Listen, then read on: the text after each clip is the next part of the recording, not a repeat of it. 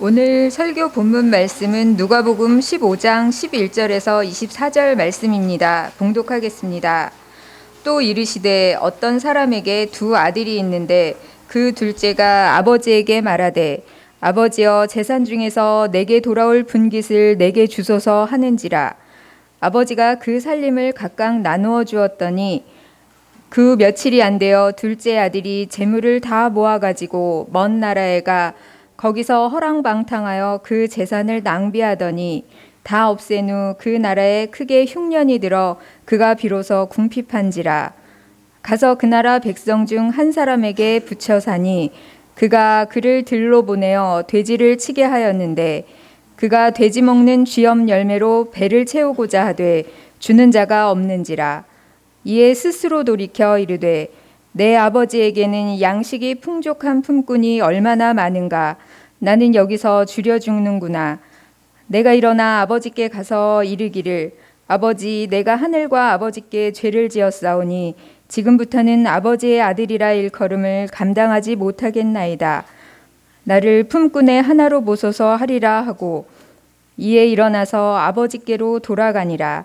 아직도 거리가 먼데 아버지가 그를 보고 측은히 여겨 달려가 목을 안고 입을 맞추니 아들이 이르되 아버지 내가 하늘과 아버지께 죄를 지었사오니 지금부터는 아버지의 아들이라 일컬음을 감당하지 못하겠나이다 하나 아버지는 종들에게 이르되 제일 좋은 옷을 내어다가 입히고 손에 가락지를 끼우고 발에 신을 신기라. 그리고 살진 송아지를 끌어다가 잡으라. 우리가 먹고 즐기자. 이 내 아들은 죽었다가 다시 살아났으며 내가 잃었다가 다시 얻었노라 하니 그들이 즐거워하더라. 아멘. 오늘 주보를 보시면 본문이 있고 또 화면에도 있습니다. 17절을 보면 오늘 내용은 17절 이하가 되겠어요.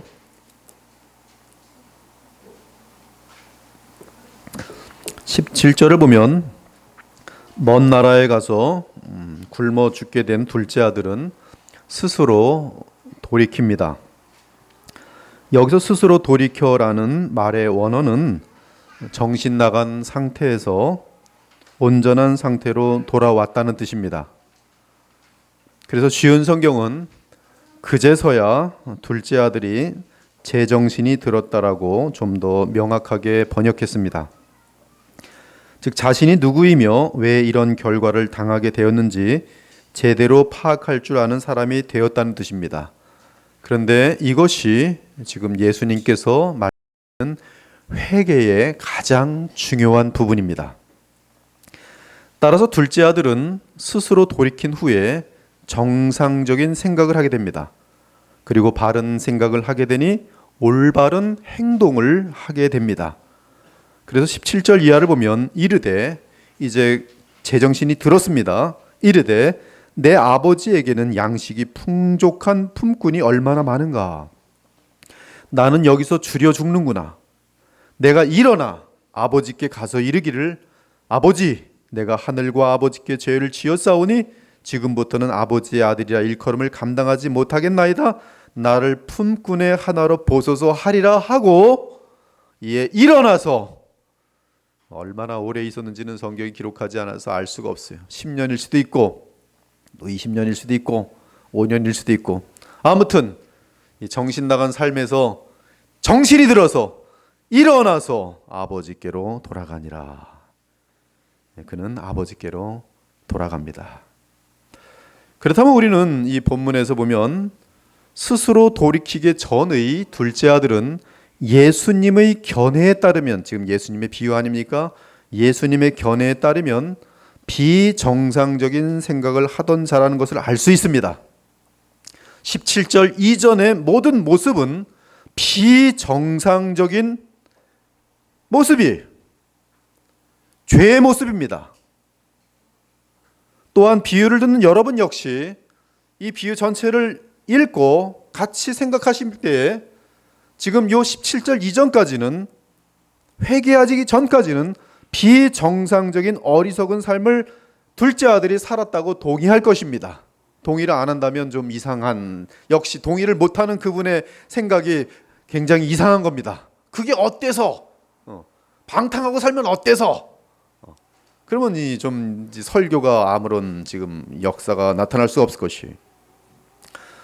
성경은 이 둘째 아들이 살았던 돌이키기 전, 즉 정신을 차리기 전의 삶을 망령된 삶이라고 말합니다. 망령, 영이 없다, 영이 제대로 동작을 안 한다는 뜻이, 즉 정신 나간 삶이라고 말합니다. 망령된 삶, 정신 나간 삶, 더 강력한 표현을 하면 미친 사람, 미친 삶.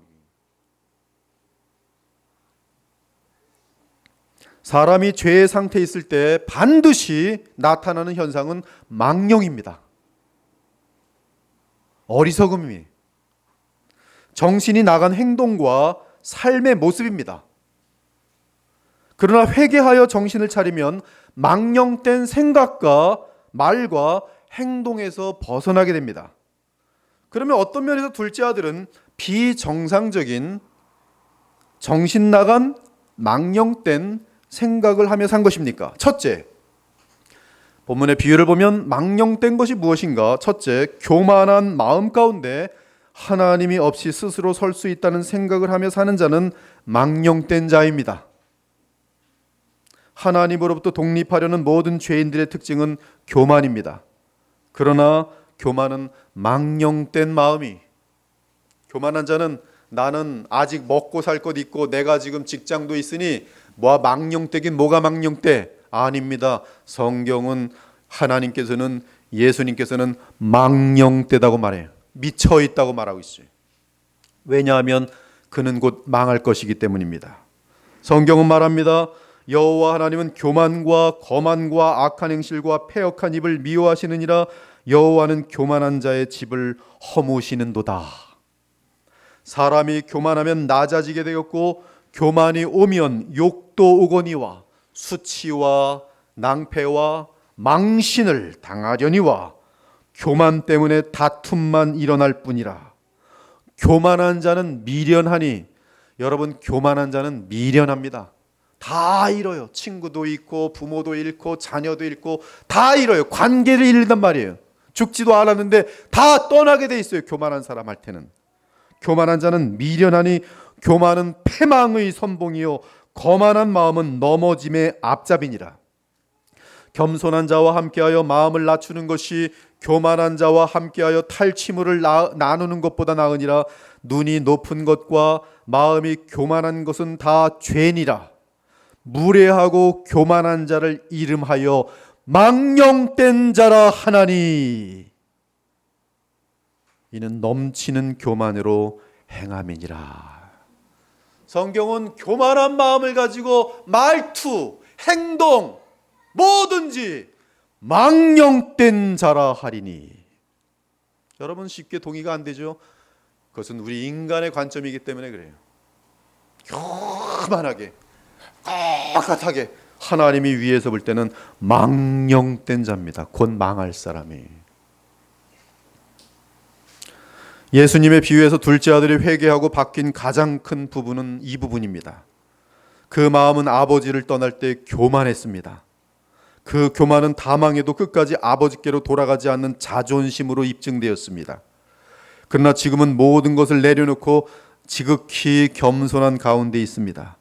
나는 스스로 설 수 없으며 나는 고작 이제는 품꾼 중에 하나라고 자신을 낮췄어요.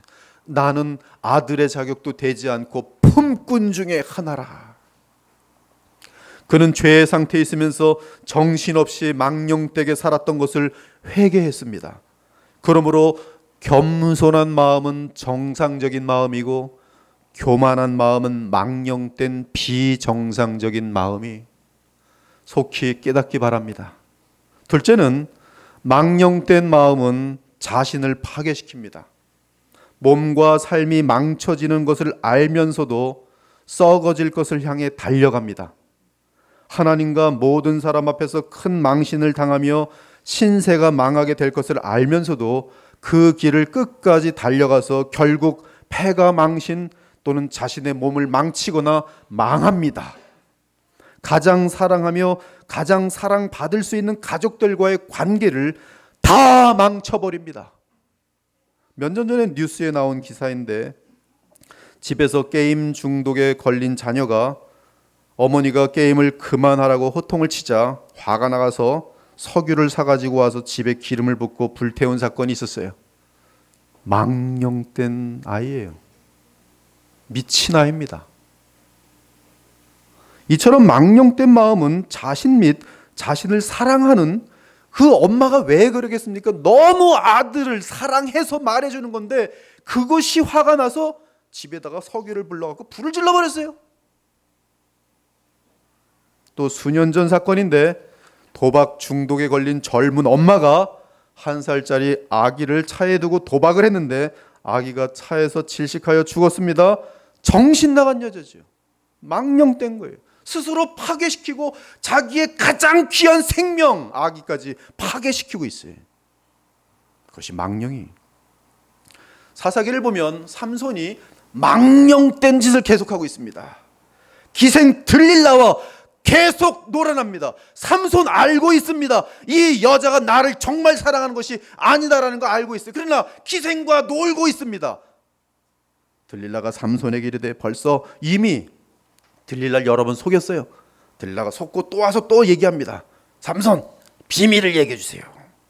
들릴라가 삼손에게 이르되 당신의 마음이 내게 있지 아니하면서 당신이 나를 어찌 사랑한다 하느냐. 당신이 이르되 3번이나 나를 희롱하고 당신의 큰 힘이 무엇으로 말미암아 생기는지를 내게 말하지 아니하였도다 하며 날마다 그 말로 그를 재촉하여 조름에 삼손의 마음이 번뇌하여 죽을 지경이라. 기생 들릴라와 사랑에 빠졌는데 이 여자가 간교한 여인인 걸 알면서도 쾌락에 물들어서 지금 놀고 있는 거죠. 망령된 짓을 하고 있습니다. 기쁨이 아니라 번뇌가 되면서 죽을 지경이에요. 삼손이 진심을 드러내어 그에게 이르되 내 머리 위에는 삭도를 대지 아니하였나니 이는 내가 모태에서부터 하나님의 나시림이 되었습니다. 만일 내 머리가 밀리면 내 힘이 내게서 떠나고 나는 약해져서 다른 사람과 같으리라 하니라. 들릴라가 삼손이 진심을 다 알려주므로 사람을 보내어 블레셋 사람들의 방백들을 불러 이르되 삼손이 드디어 내게 진심을 알려주었으니 이제 한 번만 더 올라오라 하니 블레셋 방백들이 손에 은을 가지고 그 여인에게로 올라오니라. 여인에게 돈을 주겠죠. 들릴라가 삼손에게 자기 무릎을 베고 자게 하고 삼손은 이제 비밀까지 하나님과의 비밀까지 다 털어놓고 이 기생 들릴라의 무릎에 베개를 하고 자고 있어요. 사람을 불러 그의 머리털 7가닥을 밀고 괴롭게 하여 본즉 참으로 그의 힘이 없어졌더라. 들릴라가 이르되 삼손이여 블레셋 사람이 당신에게 들이 닥쳤느니라 하니 삼손이 벌떡 잠을 깨며 이르기를 내가 정과 같이 나가서 몸을 떨치리라 하였으나 여호와께서 이미 자기를 떠나신 줄을 깨닫지 못하였더라. 블레셋 사람들이 그를 붙잡아 그의 눈을 빼고 끌고 가사에 내려가 놋줄로 매고 그에게 옥에서 맷돌을 돌리게 하였더라. 망령된, 지금 삼손의 이 모습은 망령된 모습이에요.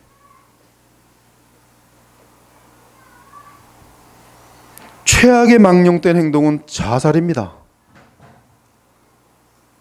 자살은 스스로 가장 비천한 자리로 내려가는 정신 나간 행위입니다. 자살을 합리화하거나 미화하지 않기 바랍니다. 인간의 간교함 중에는 자살마저도 미화시켜서 자살한 사람들을 귀하게 여기는 일들까지 있어요. 자살은 지극히 어리석고 비정상적인 상태이며 하나님 앞에서 망령된 거예요. 아무튼 둘째 아들의 먼 나라에서의 삶은 계속적인 방탕 가운데서 자신을 파괴시키는 망령된 삶이었습니다. 그러나 회개한 둘째 아들은 더 이상 자기 자신을 파괴하지 않습니다. 회개했어요. 그는 내가 죽으면 안 되겠구나 생각했어요. 그는 내 아버지의 집에만 가면 굶어 죽지는 않겠지라는 생각을 해냈어요. 더 이상 자신을 파괴하는 삶이 아니라 어떻게든 살아날 궁리를 하기 시작했어요. 저희 집에 강아지가 2마리가 됐는데 둘째가 둘째라니까 뭐 이상하네요. 예. 첫째는 프렌이고 프랜시스인데 발음이 다 원래는 프랜치스코인데요. 다 할 수 없고 프랜시스로 했다가 또 그것도 또 빨리 부르면 프랜시스이 좀 이상해서 프렌이 이렇게 하고, 둘째는 클라라입니다. 클라라. 근데 클라라가 우리 집에 어떻게 오게 됐냐면 밤새 살려달라고 지저댄 거예요. 살아나고자 그냥 깽깽거린 거예요. 갓 태어난 지 한 달뿐이 안 된 건데 추운 겨울에, 그리고 자기가 살겠다고 가둬놓은 데 있는데 그걸 뜯고 나왔어요. 저희 딸이 밤새 들리는 강아지 소리를 듣고 불쌍한 마음에 그를 데리고 와. 그리고 살아났어요. 그리고 지금 잘 살고 있어요. 살고자 정상적인 생각을 하는 강아지입니다. 그러므로 지극히 정상적인 생각 중에 하나는 영원히 파멸되지 않고 영원히 살 궁리를 하는 것입니다. 가장 어리석은 사람은 영원히 멸망할 길을 가려가는 것이, 어떻게 하면 내가 영생을 얻을 수 있을까라는 이 고민은 지극히 정상적인 고민이며 생각입니다. 그리고 그리스도 안에서 그 해답을 찾은 자는 영원토록 지극히 지혜로운 자입니다. 이것이 회개의 궁극적인 열매. 회개의 궁극적인 열매는 뭐냐면 영원히 사는 거예요. 건강하게, 병 안 들고 행복하게. 셋째는 썩을 것을 위해 사는 것은 망령된 것입니다. 어떤 사람이 자기 생명을 주고 1억과 바꾸었다고 합시다. 내가 너 1억 줄게, 대신 오늘 내가 네 목을 치겠다. 1억! 내 목을 치십시오. 1억 받았어요. 받자마자 목이 쳤습니다. 망령된 사람이죠. 지금 우리는 이 간단한 얘기를 듣고 참 그런 미친 사람이 있을까 하지만 정말 많습니다. 정말 많아요. 정말 많아요. 심지어 1억이 아니라 단 몇백만 원, 몇천만 원에 자기 생명 거는 사람 많습니다. 많아요. 심지어 자기 생명이 아니라 보험금 1억 탈라고 보험 많이 들어놓고 자기 남편에게 계속 독약을 먹이면서 죽이고 있는 아내들도 있어요. 심지어 부모를 죽이는 일도 있습니다. 망령된 나쁜 악한 존재들이죠. 이처럼 썩을 것을 위해 고귀하고 아름다운 것들을 잃어버리는 자들을, 그들은 망령되고 어리석은 자들이. 성경은 썩을 것은 육신의 정욕과 안목의 정욕과 이생의 자랑이라고 합니다. 둘째 아들은 이 세상에 썩을 것을 위해 가장 소중한 것들을 버렸어요. 아버지를 버렸고 끝없는 사랑과 공급을 버렸습니다. 이러한 자들은 정신 나간 망령된 자입니다.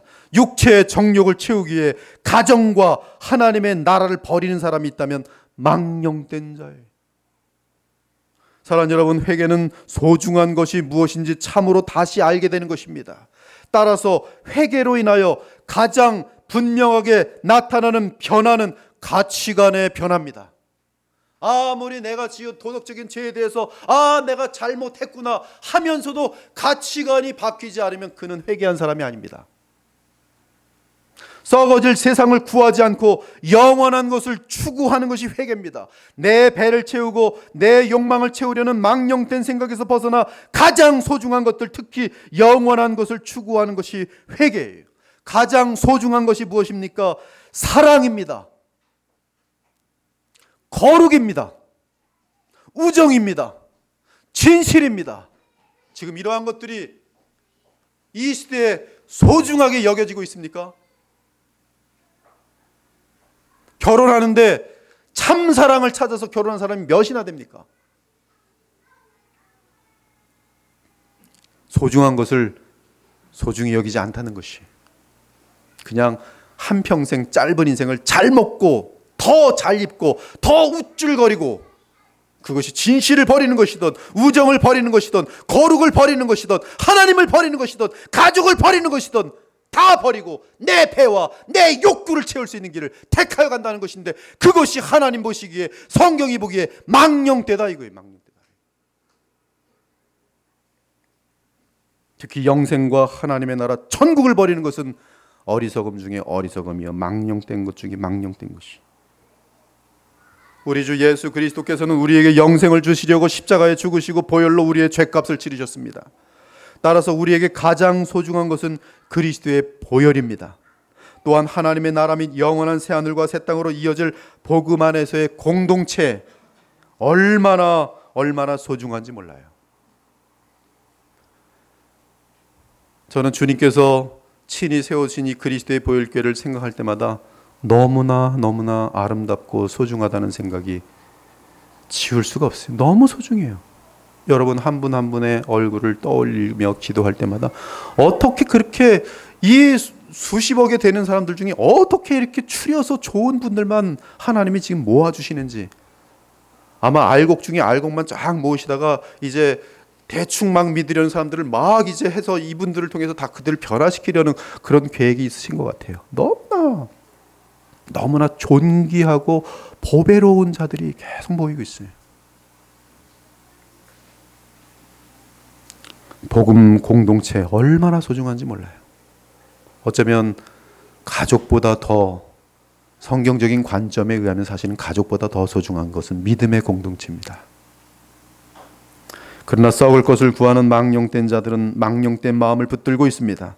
그 마음은 교만한 마음, 이기적인 마음, 무지한 마음, 신실함이 없는 마음입니다. 그들은 하나님 아버지를 버리고 천국을 버리고 썩어질 이 세상의 것을 추구합니다. 야곱의 아들 에서는 하나님의 복을 받을 수 있는 장자권을 팥죽 한 그릇과 바꿨어요. 이에 성경은 그를 뭐라고 부른지 아십니까? 망령된 자라 불러요. 음행하는 자도 망령된 자입니다. 음행은 다 망하는 거예요. 그 속이 아름다울 수가 없어요. 진실할 수가 없어요. 음행하는 사람은, 제가 연구를 오래 했는데요, 음행을 좋아하는 사람들은 뱀을 닮아갑니다. 잘 들어보세요. 뱀하고 똑같아져요. 생각도 그렇고 모습도 그렇고. 음행하는 자와 혹 한 그릇 음식을 위하여 장자의 명분을 판 에서와 같이 망령된 자가 없도록 주의하라.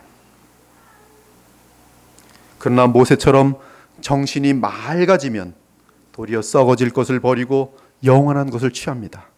믿음으로 모세는 장성하여 바로의 공주의 아들이라 칭함받기를 거절하고, 우리 거꾸로 생각하죠. 정신 나갔네 모세, 왕자의 자리를 거절했어. 왕이 될 수 있는데 그걸 거절했어. 그러나 하나님의 영원한 나라에서 볼 때는 모세는 지극히 지혜롭고 지극히 정상적인 사람이에요. 믿음으로 모세는 장성하여 바로의 공주의 아들이라 칭함받기를 거절하고 도리어 하나님의 백성과 함께 고난받기를 잠시 죄악의 낙을 누리는 것보다 더 좋아하고 그리스도를 위하여 받는 수모를 애굽의 모든 보화보다 더 큰 재물로 여겼으니 이는 상 주심을 바라봅니다. 어떠한 상입니까? 영원한 상이에요. 이처럼 에서와 같은 망령된 마음에서 벗어나 모세처럼 썩지 않는 영원한 것을 추구하는 것이 회개예요. 사랑하는 여러분, 이 우주 가운데 가장 망령된 존재는 마귀입니다.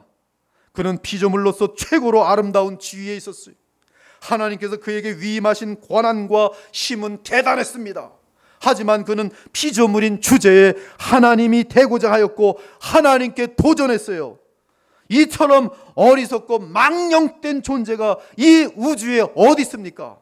그래서 결국 그는 가장 비참하고 가장 천박하고 모든 인격체들에게 조롱과 욕을 먹는 존재가 되어버렸어요. 그 이름 사탄입니다. 하나님을 바라보며 섬기기보다 남들 위해 높아지려고 술수와 거짓과 배신의 죄악을 품는 자는 사탄처럼 망령된 자로서 비참과 수치를 당하게 될 것이. 반면에 하나님으로 인하여 이 세상에서 얼마든지 낮아져서 남들을 섬길 줄 아는 자는 하나님 앞에서 회개한 정상적인 마음을 지닌 자로서 하나님께서 그를 높이실 것이. 지금부터는 아버지의 아들이라 일컬음을 감당하지 못하겠나이다. 나를 품꾼의 하나로 보소서. 둘째 아들은 드디어 정상적인 생활, 겸손의 마음이 돌아갔어요. 넷째는 자신이 지은 죄를 인정하는 자는 정상적인 사람입니다. 나 죄를 졌으면 내가 잘못했어. 내가 이렇게 참 아직도 못났어. 내가 주님 앞에 변화돼야 될 부분이 참 많소. 그러기에 나는 예수님을 믿을 수밖에 없고 이번만 다시 정말 내가 또 잘해볼 테니까 용서해 주시오. 이 정상이죠. 근데 비정상적인 망령된 사람은 죄를 고백하지 않습니다. 교만한 사람도 역시 마찬가지. 죄 저도 끝까지 죄 고백하지 않습니다. 사람 앞에서 뿐만 아니라 하나님 앞에서도 하지 않아요. 자신의 죄를 인정하지 않는 사람은 망령된 자이며, 그리고 그러한 사람은 반드시 좋은 사람들이 떠나게 돼 있어요. 하나님도 떠납니다. 그리고 아내도 떠날 수 있어요. 남편도 떠날 수 있어요. 끝까지 자기는 잘못한 게 없대요. 죄를 저놓고서도. 그건 인격적인 관계가 형성이 될 수가 없어요. 내가 잘못했어 하면 부부관계는 그냥 또 합쳐집니다. 내가 잘못했어 하면 친구관계는 또 합쳐져요. 난 잘못 안 했어. 잘못하고도 잘못 안 했어. 문제가 큰 거예요. 여호수아와 함께 이스라엘 백성이 가나안 땅에 들어가서 여리고성을 쳐부술 때 아간이라는 사람은 그 와중에 하나님께 바쳐진 성물을 도둑질했어요. 그는 그의 죄를 숨겼습니다. 하지만 그의 운명은 멸망이었어요. 그 위에 돌무더기를 크게 쌓았더니 오늘까지 있더라. 여호와께서 그의 맹렬한 진노를 그치시니 그러므로 그곳 이름을 오늘까지 아골골짜기라 하더라. 죄를 숨기는 자 하나님께서는 심판하세요. 여호수아 7장 15절을 보니 아간이 여호와의 언약을 어기고 이스라엘 가운데서 망령된 일을 행하였음이라 기록하고 있어요. 엘리사의 사환 게하시 역시 마찬가지였어요.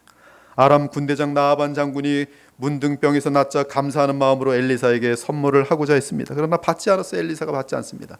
근데 게하시가 보고 있다가 그 물질이 욕심이 났어요. 그래서 나아반 장군을 쫓아가고 우리 주인이 다시 달라고 합니다. 다시 받아왔어요. 그리고 그 죄를 감히 하나님의 종 엘리사 앞에서 숨깁니다. 그러나 그 결과는 패망이. 엘리사가 이르되 한 사람이 수레에서 내려 너를 맞이할 때 내 마음이 함께하지 아니하였느냐. 지금이 어찌 은을 받으며 옷을 받으며 감남원이나 포도원이나 양이나 소나 남종이나 여종을 받을 때냐. 그러므로 나만의 나병이 내게 들어가 내 자손에게 미쳐 영원토록 이르게 하리니. 게하시가 그 앞에서 물러나오매 나병이 발하여 눈같이 되었더라. 하나님 앞에서 숨긴 죄는 탄로나게 되어 있습니다. 하나님께서 들춰내시기 전에 주 앞에서 우리의 죄를 고백해야 됩니다. 그것이 회개예요. 둘째 아들은 내가 하늘과 아버지께 죄를 지었사오니 라고 말하며 하나님께도 죄를 회고하고, 그리고 자신의 가장 아픔을 준 아버지께 죄를 회개하고자 했어요. 이는 겸손함으로 자기 죄를 아버지의 긍휼과 자비를 구하는 마음이. 성경은 말합니다. 만일 우리가 우리 죄를 자백하면 그는 미쁘시고 의로우사 우리 죄를 사하시며 우리를 모든 불의에서 깨끗하게 하실 것이요. 이 외에도 성경에는 망령된 것이 무엇인지 상세하게 기록되어 있어요. 우리 모두가 하나님 앞에서 결코 망령된 행동을 하지 않길 바랍니다. 그리고 성경이 망령되다고 말하는 것과 악을 도모한다고 하는 이 두 가지인데요. 망령된 거, 악을 도모하는 것, 이 두 가지는 하나님의 심판이 굉장히 신속하게 나타납니다. 그래서 여러분들 이것만은 그래서 피하셔야 돼요. 악을 도모하는 것은 예를 들어서 이런 것이에요. 은행 강도가 은행을 털기 위해서 한 몇 달 동안 연구합니다. 연구를 왜 하고 있는가? 죄를 저지르기 위해서예요. 사람을 망하게 하기 위해서 연구하는 사람도 있어요. 악을 도모하고 있는 것이죠. 근데 그것 말고도 하나님께서는 그래서 굉장히 악하게 봐요. 하나님 보시기에 악하였더라. 그 표현이 반드시 있어요. 하나님 보시기에 악하였더라. 그리고 심판이 있어요. 근데 그와 똑같은 하나님의 심판이 임하는 것은 망령입니다. 망령을 성경에 어떤 것이 있나 봅시다. 출애굽기 20장 7절을 보니 하나님의 이름을 함부로 부르는 것은 망령되다. 예수 그리스도의 이름, 성령의 이름, 하나님 아버지의 이름을 조롱이나 욕이나 저주나 거짓 맹세나 자기의 욕구를 원하는 주문 등에 사용하는 것은 살아계신 전능하신 하나님을 욕되게 하는 것으로서 망령된 거예요. 제가 미국에 살면서 가장 분노가 일어나는 것은 예수 그리스도의 이름이 그들에겐 욕이 되고 있어요. 사람들을 저주할 때 예수님의 이름 가지고 저주하고, 재수 없는 일이 생겼다고 생각하면 예수 그리스도의 이름을 불러대요. 또한 사사기 19장과 20장을 보면 동성애는 망령된 거예요. 동성성관계는 망령된 거예요. 인본주의 어쩌니 그건 인간들이 보는 것이고 하나님 보실 때는 망령된 거예요. 동물의 세계에도 있지 않은 죄악들이.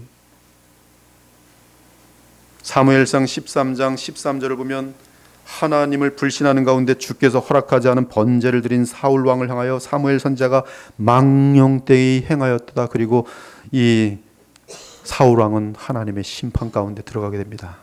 망령되이 행하였다. 하나님이 정하여 놓으신 선을 넘어버리는 것이, 교만하게 넘어버리는 것이 망령되게 해요. 역대하 16장 9절에 보니 하나님을 의지하지 않고 아람 왕을 의지한 아사 왕을 향하여 하나님 선지자가 왕이 망령되도다.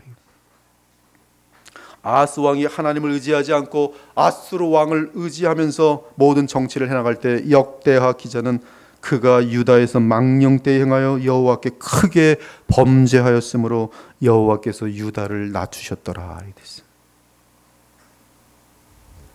잠언 6장 19절은 거짓을 말하며 이웃을 해하려는 자들은 망령되다 돼 있어요. 예레미야 10장 15절은 우상신 앞에 절하는 것은 망령된 행위. 제가 직장 생활할 때 우리 직장에서 연구소였는데요. 연구소에서 과장 이상급들이 어느 날 1월 1일 됐더니 돼지 머리 갖다 놓고서 과장 이상급 다 모여가지고 돼지 코에다가 돈 집어넣고 다 절을 해요.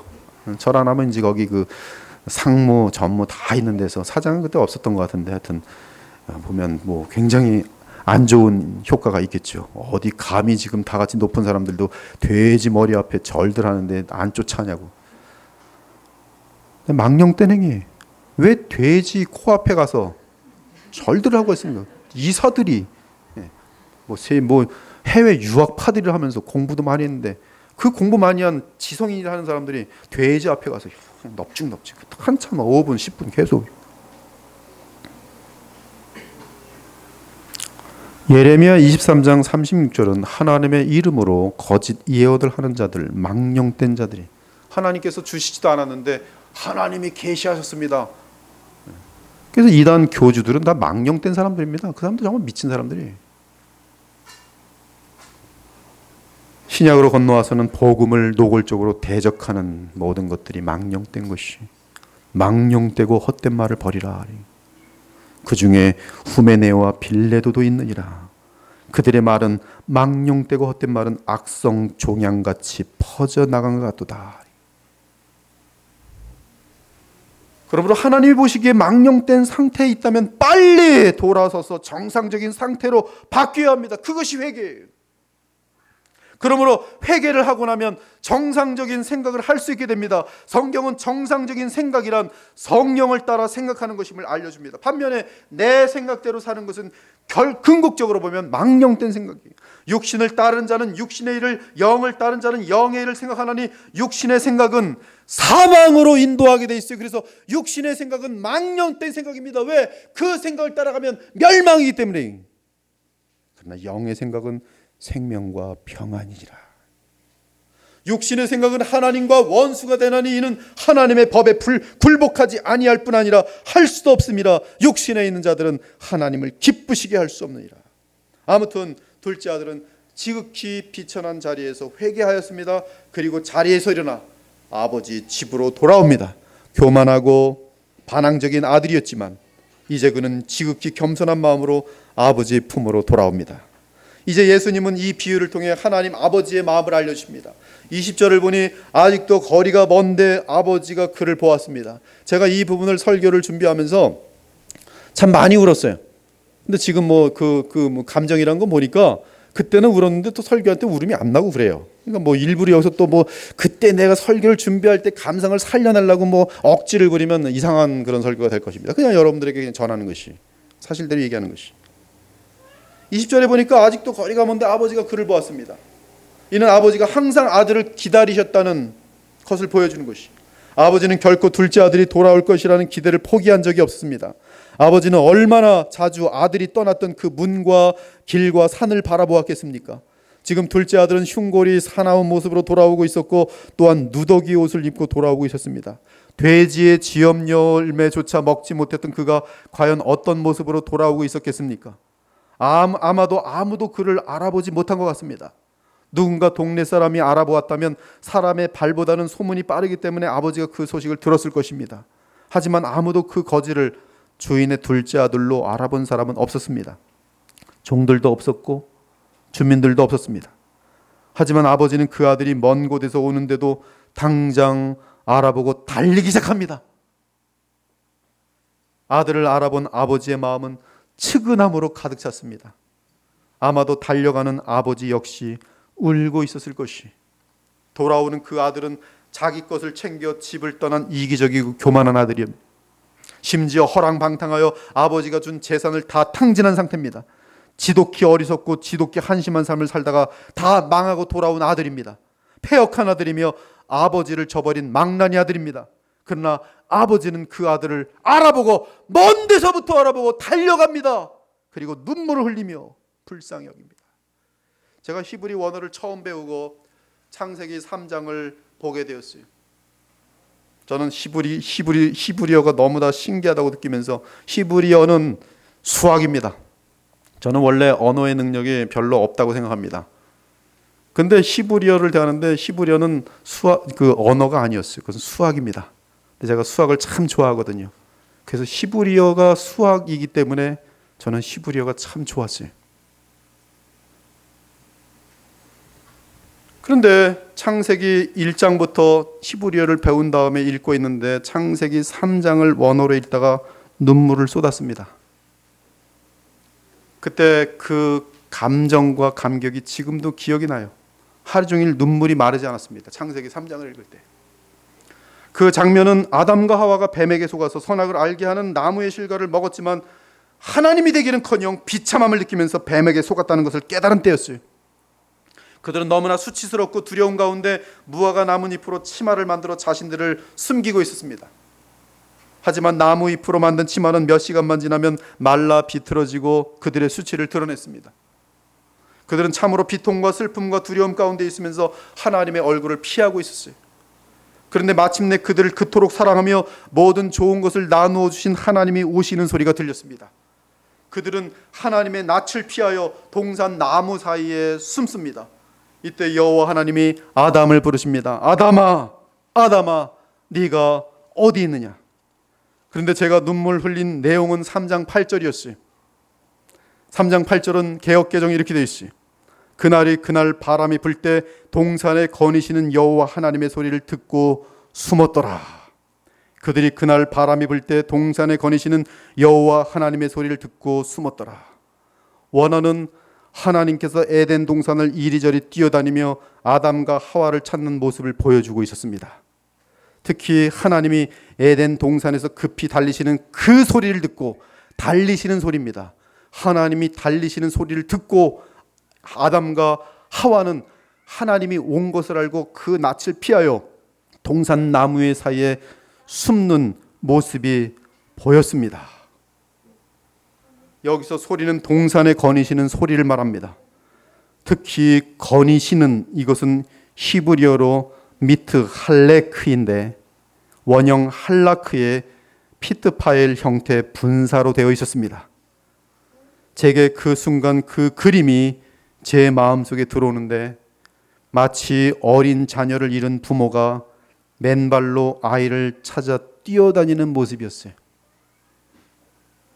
여호와 하나님은 아담과 하와를 잃어버리고 에덴 동산을 쉬지 않고 찾으시면서 왔다 갔다 하며 에덴 모든 것을 뛰어다니고 계시는 모습이 히브리어로 볼 때 정확히 보였어요.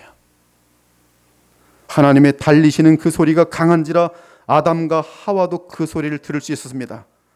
또한 하나님은 그렇게 급하게 뛰어다니시며 아담아, 아담아, 네가 어디 있느냐라고 외친 것이었어요. 그 당시 그 장면을 보고 많이 울었습니다.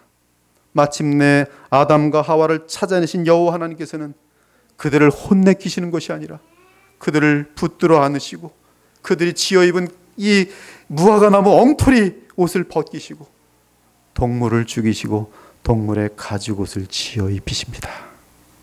이는 먼 훗날 하나님의 어린 양이 그들의 수치와 죄와 비참을 가려주고 덮어주는 것을 예표하는 모습이었어요.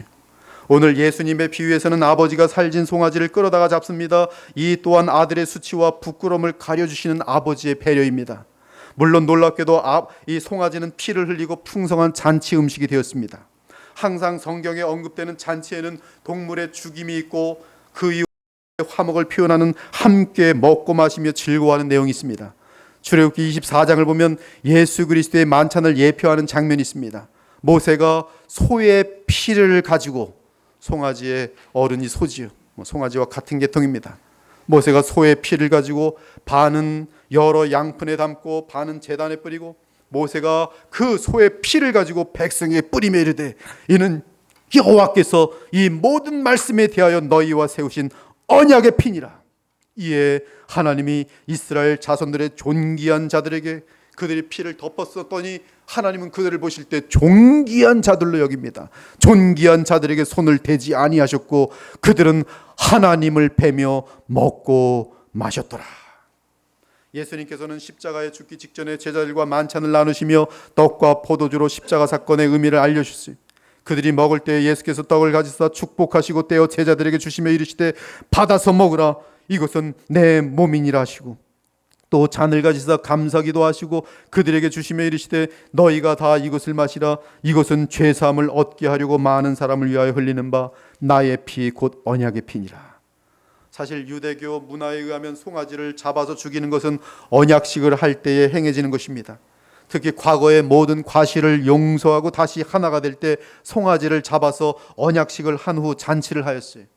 아무튼 아버지는 아직도 거리가 먼데 돌아오는 아들을 보고 달려가 목을 안고 입을 맞춥니다. 얼마나 더럽고 냄새가 나겠습니까?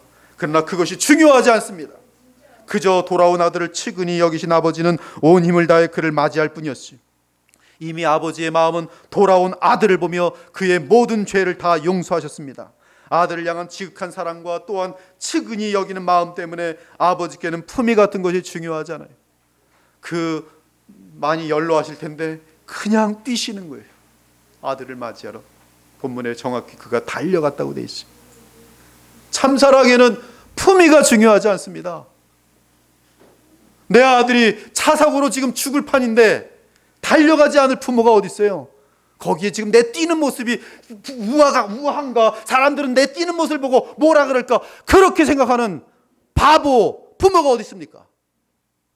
내 자녀가 죽을 것 같으면 어머니들이 눈물을 흘리면서 내 목숨을 던져서라도 살려가 뛸 거 아니겠어요?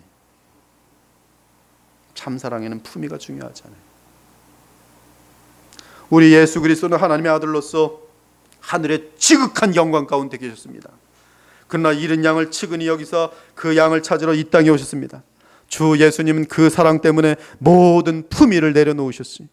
주 예수님은 이 세상에 오실 때 마국간으로 오셨고 인생을 살아가실 때는 머리 둘 곳이 없이 청빈하게 사셨으며, 말이 청빈이지 가난하게 사셨다는 말씀이, 나아가 죄인들의 죄를 담당하사 십자가에서 아무런 품위 없이 가장 비참하게 죽으셨어요. 십자가에 죽으시는 예수님께서 죽는 모습이라도 품위 있고 멋있게 해야겠다 그랬겠습니까? 아무 관심 없어요.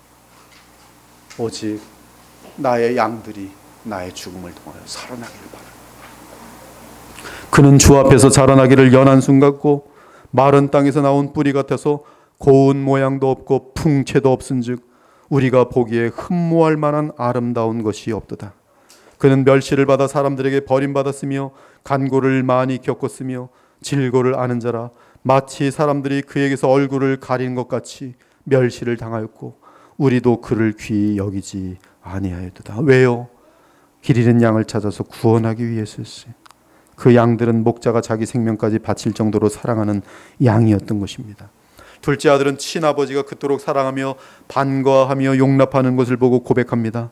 내가 하늘과 아버지께 죄를 지었사오니, 지금 아버지께 말하는 거예요. 지금부터는 아버지의 아들이라 일컬음을 감당하지 못하겠나이다. 이 얼마나 겸손하고 아름다운 회개의 모습입니까? 내가 아들과 하늘과 아버지께 죄를 지었사오니 지금부터는 아버지의 아들이라 일컬음을 감당하지 못하겠나이다. 이 얼마나 자신을 제대로 아는 정상적인 사람의 생각입니까? 이에 아버지의 마음은 더욱 사랑으로 차고 넘쳤습니다. 따라서 당장 종들을 불러 제일 좋은 옷을 내어다가 입히고 손에 가락지를 끼우고 발에 신을 심기라고 명령합니다. 지금 둘째 아들은 더러운 누더기 옷을 입고 있습니다. 그런데 회개한 아들에게 아버지는 제일 좋은 옷을 입히십니다. 제일 좋은 옷은 내가 죄인입니다라고 고백하는 신자에게 입히시는 영광스러운 의의 옷을 상징합니다. 손에 가락지를 끼워주는 것은 지금부터 하나님의 아들이라 아버지의 아들이라 일컬음을 감당하지 못하겠다라고 말한 그 아들에게 아니다, 너는 더욱 나의 참 아들임을 입증해 주는 것이. 또한 발에 신을 신겼다는 것은 그는 노예가 아니라 품꾼 중에 하나가 아니라 이 집안의 왕자이며 모든 종들을 다스릴 주인의 아들임을 선포하고 있네. 그리고 아버지가 모든 사람 앞에서 선포합니다. 우리가 먹고 즐기자. 이 내 아들은 죽었다가 다시 살아났으며 내가 잃었다가 다시 얻었노라. 이에 주인에게 속한 모든 자들이 아버지와 함께 즐거워하였다는 것이 둘째 아들의 비유의 내용인 것이. 사랑하는 여러분, 이것이 잃은 자를 찾으신 아버지의 사랑이며 기쁨입니다. 그리고 예수님은 하나님께서 잃은 자를 찾으시는 그 과정에서 아버지의 심리가 어떠한지 보여주었어요. 하나님 아버지는 지금도 잃은 자를 기다리십니다. 그러니 더 이상 세상에 머물지 말고 하나님께 반항하는 자로 살지 말고 주 예수님을 통해 아버지께 돌아오기 바랍니다. 주 예수님은 우리를 대신하여 구약의 희생양이 상징하던 대속 역할을 감당하셨어요. 따라서 누구든지 그리스도를 영접하고 아버지께로 돌아오면 아버지는 그의 죄를 이미 다 용서하셨고 다시는 기억조차 않으실 것입니다. 아버지께로 돌아온 사람은 진심으로 둘째 아들처럼 아버지께 고백합니다. 내가 하늘과 아버지께 죄를 지었사오니 지금부터는 아버지의 아들이라 일컬음을 감당하지 못하겠나이다. 그리하면 아버지께서는 당장 제일 좋은 옷을 내어다가 입히고 손에 가락지를 끼우고 발에 신을 심기라고 외치시며 더러운 죄악의 옷을 벗기시고 새롭고 정결한 의의 옷을 입히실 것이요 또한 죽었다가 아버지의 참된 아들로 다시 태어나 살아났다는 증거로 가락지를 끼워주실 것이며 나아가 주의 나라에서 마음껏 일하고 섬길 수 있는 직분과 은사를 주실 것이. 그리고 온 하늘은 하나님 아버지의 자랑스러운 선포와 더불어 기쁨으로 충만하게 될 것입니다. 살진 송아지를 끌어다가 잡으라. 우리가 먹고 즐기자. 내 아들은 죽었다가 다시 살아났으며 내가 잃었다가 다시 얻었노라. 우리 모두가 과거에 다 둘째 아들이었어요. 그러나 하나님께서 그를 품위를 주시고 복을 주시고 생명을 주시고 사회에서 자리도 주시고 가정의 평안도 주시고 모든 것을 돌려줘서 이 자리에 계신 분들은 지금 많이들 행복합니다. 행복해요. 우리는 하나님의 품을 떠나 삶의 목표를 잃은 영혼들과 또한 본향을 떠나 방황하는 영혼들, 특히 성도의 공동체를 떠나 절망과 모든 궁핍에 떨어진 영혼들을 불쌍히 여기고 반갑게 맞이해야 합니다. 그리고 그들 중에 하나라도 돌아오면 그리스도 안에서 하나님과 함께 한없이 즐거워해야 합니다. 그들이 즐거워하더라. 이것이 우리 성도들의 최고의 기쁨이 되어야 합니다. 이것이 교회의 최고의 기쁨이 되어야 합니다. 즉 아버지가 가장 기뻐하시는 것을 우리 역시 주의 아들로서 가장 기뻐해야 하는 것이. 이 자리에 아직 먼 나라에 가서 방탕한 삶을 사는 둘째 아들이 있다면 회개하기를 간절히 부탁드립니다. 가봤자 오늘 망령된 것에 해당되는 것이 있다면 가지 마세요. 가면 망신당합니다. 가지 마세요. 비참합니다. 다 잃습니다. 한편 주의 장막에 거하는 모든 신자들은 이러한 둘째 아들이 돌아올 때 쟤가 왜 들어왔어? 누더기 입고 왜 들어왔어? 그러면 절대 안 돼. 그거는 바리새인들이 하늘 아버지와 함께 참으로 기뻐하고 즐거워하며 버선발로 뛰어나와서 환영하고 맞이하고 기뻐해야 되는 것이. 천국의 가정을 든든히 세워가는 그런 모든 주의 가족들이 되시기를 우리 주 예수 그리스도 이름으로 축원합니다. 아멘. 기도 올리겠습니다. 오늘 말씀 주의 성령께서 주신 만큼 여러분 마음속에 임하였을 것이, 또 여러분의 마음이 열려있는 만큼 또 이 말씀을 받게 되었을 것입니다. 본인 마음속에 와닿은 기쁜 만큼, 또 깨달은 만큼, 또 주 앞에서 이 시간 주의 보좌 앞에서 기도를 드렸으면 좋겠어요. 돌아가고 싶지만 돌아갈 수 없는 그런 형편이 있습니까? 내 마음은 주님께로 가고 싶은데 왜 내 마음은 이렇게 고집이 세고 악한지, 그렇다면 성령을 구하시기 바랍니다. 예수님 성령을 보내주시옵소서. 오직 생명의 성령의 법이 죄와 사망의 법에서 해방시킬 수 있어요. 주여 성령을 보내주소서. 죄책감 때문에 많이 힘들어 합니까? 예수님의 십자가를 바라보시기 바랍니다. 거기에 완전한 죄사함이 있어요. 우리의 죄가 아무리 많아도, 아무리 반복되어도 예수님의 용서는 7번에 70번이라도 한없이 용서하십니다. 단지 가장 중요한 것은 하나님께 인정하는 것이, 주여 저는 죄인입니다. 저는 하나님 나라에 들어갈 자격이 없습니다. 그러나 예수님 안에서 저를 부르시니 오직 우리 주 예수 그리스도 의지하고 주의 품으로 돌아갑니다. 이 죄인을 받아 주시옵소서. 아버지는 기뻐하시며 잔치를 베푸시고 금가락지를 끼워주시고 좋은 옷을 입히시고 새 신을 신기어 주십니다. 그리고 말씀하십니다. 내가 너를 위하여 내 아들을 희생시키셨도다. 다 같이 기도하겠습니다. 아버지 하나님의 마음을 가장 잘 아시는 우리 예수님께서 오늘 이 비유를 통하여 잃은 양을 찾으시는 아버지의 마음이 어떠한지 너무나 상세하게 알려주셔서 정말 감사합니다. 주님의 사랑 앞에 절망할 자들이 없고 돌아올 수 없는 자들이 없음을 오늘 알면서 누구든지 예수님 안에서 하나님께로 돌아갈 수 있음을 오늘 확신하게 감사합니다. 주님 영원한 나라를 볼 수 있도록 도와주시며 하나님 천국의 기쁨이 오늘 당장 우리에게 임할 수 있음을 깨닫게 하셔서 오늘도 하나님과 동행하며 살아가는 복된 주의 백성들이 다 되게 해주시기 원합니다. 아직도 먼 나라에 있는 영혼들이 있습니까? 아직 거듭나지 못한 영혼들이 있습니까? 아버지의 사랑을 알지 못하는 영혼들이 있습니까? 주의 성령께서 역사하셔서 이 모든 하나님의 사랑과 은혜가 깨달아질 수 있도록 도와주시며 그분들에게 생명을 부어주시기를 간절히 바라옵곤 합니다. 또한 거듭나서 주님의 나라를 바라보는 신실한 성도들에게는 참으로 아버지의 가장 큰 기쁨이 한 영혼을 찾아 돌아오게 하는 것임을 알고 항상 기도하게 하시고 한 영혼이 주님께로 돌아왔을 때 한없이 눈물을 흘리며 감사할 수 있는 모든 주의 백성들이 될 수 있도록 인도하여 주시옵소서. 그러한 그리스도의 보혈교회가 될 수 있도록 주님 역사하여 주시옵소서. 살아계신 우리 주 예수 그리스도의 이름으로 기도 올리옵나이다. 아멘.